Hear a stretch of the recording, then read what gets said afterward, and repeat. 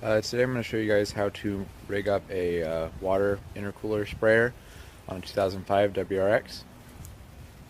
The intercooler water sprayer sprays water onto the intercooler through little nozzles so that the temperature drops. This is really useful.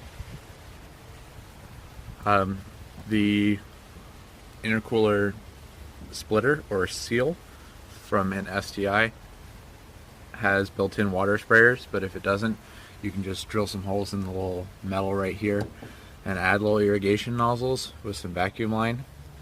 But we're mainly going to focus on how to get the pump figured out.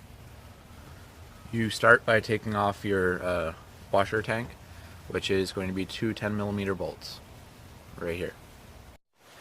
With those two bolts out, you'll be able to just lift up the entire washer tank and you'll be able to get to the pump to disconnect it. With the pump disconnected, you're going to want to unhook this vacuum line that runs to the window washer sprayers. When you do that, this tank is going to drain, so make sure you have somewhere to catch it. So the next step we're going to have to do is to put a second pump in this washer tank. As you can see, there's a spot already cut out for a pump. This is for the, if you have the wagon, there's a second pump here. So you can get a tank from a wagon, that'll work. Or you can get a second pump. This one's off of a Honda Civic. This is going to clip right in there. We just need to drill a hole to put this seal in. So the next step is going to be to drill a hole right there. That's a little bit smaller than this seal.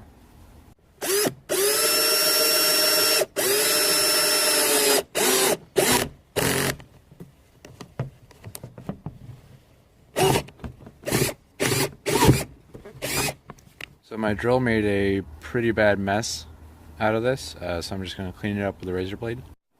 The next step is to add the rubber grommet into the hole. Alright, so it is in. You can see on the inside we have two grommets. Next I'm going to wash out this tank just to get any little plastic shavings out, but that was a really tight fit. The bottle itself kind of closes in here, which makes it have a tight squeeze on the water pump, which is good. But that's all in there. I'm gonna go just make sure it holds water and everything. And the next step is to wire this up and run the lines for this. I was having some issues with it sealing, so I went ahead and put a layer of E6000, like a flexible glue, all around there, and put it in. So I'm gonna wait for this to dry, and then we're gonna see if it'll hold water.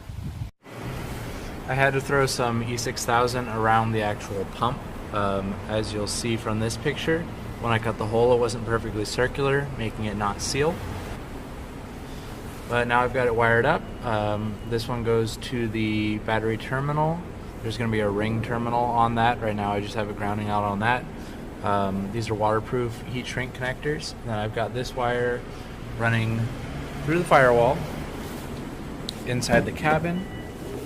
Is wired to the fuse box, so the power comes from the fuse box into the switch, activated when I press it, through the firewall to one side of the pump, the other side's grounded. So when I push this button,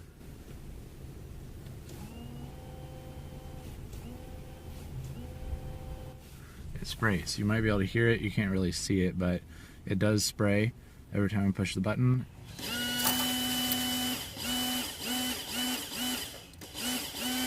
Everything's wired, everything's protected.